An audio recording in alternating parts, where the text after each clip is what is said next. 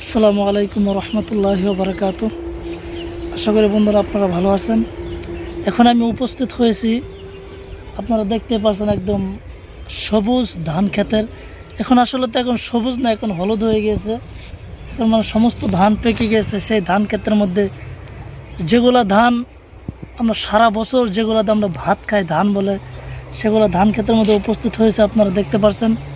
আমি আপনাদেরকে সেই ধান ক্ষেতগুলো দেখাবো।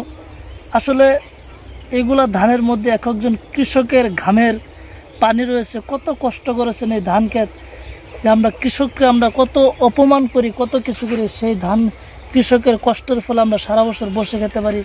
আসলে আমরা সেই ধান ক্ষেতগুলো দেখাবো। আসলে দেখেন, এগুলো যদি আমরা ধান ক্ষেত বা যে কোনো আল্লাহর মখলুকাত নিয়ে যদি আমরা ভাবি, গোর ফিকির করে, আমাদের ইমান মজবুত হবে যে এগুলা ধান ছোট ছিল, এখন একদম ধান ছিল না, এখন ধান হয়ে পেকে গেছে, এগুলো আবার চাউল হবে। সেই জন্য আমরা যে কোনো বস্তু আল্লাহর মখলুকাত নিয়ে যদি আমরা গোর ফিকির করে, আমাদের ইমান মজবুত হবে। সেজন্য আমরা সমস্ত মখলুকাত নিয়ে আমরা ভাবতে হবে। আসলে আপনাদেরকে একদম কাছের থেকে দেখাচ্ছি, আপনারা দেখেন একদম সমস্ত এগুলো দেখেন, একদম ধান পেকে গিয়েছে। দেখেন সমস্ত ক্ষেত, কত কষ্ট করেছেন কৃষকরা।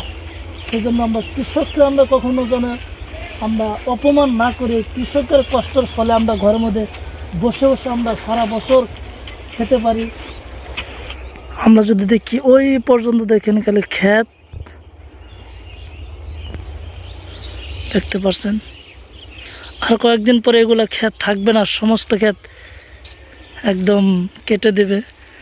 এগুলো ক্ষেত আর এক সপ্তাহ লাগবে, পেকে গিয়েছে ধান। আসলে তো এখন একদম সন্ধ্যার টাইম, সেই জন্য এখন ভিডিও কোয়ালিটি ভালো আসছে। দেখেন এখন বেলা ডুবে গিয়েছে, বেলা নাই, এখন মাগরিবের সময় হয়েছে, আজান দিবে। ওই যে ওনার ক্ষেত দেখেন কত কষ্ট করেছেন। হুজুরের ক্ষেতে এসেছি। আসলে তো হুজুরে নিজে কষ্ট করে এগুলো ক্ষেত করেছেন, মসজিদের ইমামতি করেন, আবার মাদ্রাসা পড়ান। দেখেন যে সমস্ত মানে কষ্ট করলে যে মিষ্ট পাওয়া যায়, ফল পাওয়া যায়। দেখেন হুজুরের সারা বছর কষ্ট করেছেন, এখন এগুলো কাটবেন, কত ভালো লাগবেন। সেজন্য কৃষক যারা কষ্ট করে, আপনার কৃষকটা সবসময় রেসপেক্ট করব।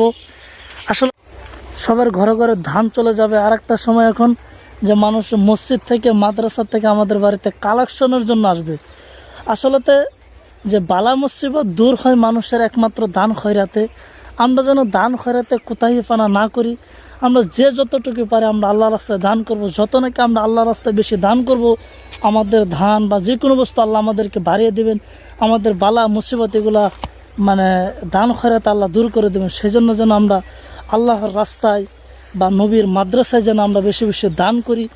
আমরা যেন কখনো মানুষকে ঘুরায় আনা দিই। আল্লাহ আমাদেরকে দিয়েছেন, আমরা দান করে আমাদেরকে আরও বেশি দিবেন। আপনারা সুন্দর দৃশ্যটা অল্প দেখেন, কত ভালো লাগে। দেখতেছেন কি সুন্দর লাগতেছে, প্রায় পাকা পাকা অবস্থায় ক্ষেতগুলা, কত ভালো লাগে। দেখেন আপনারা অল্প সিনেমেটিক শটটা দেখেন।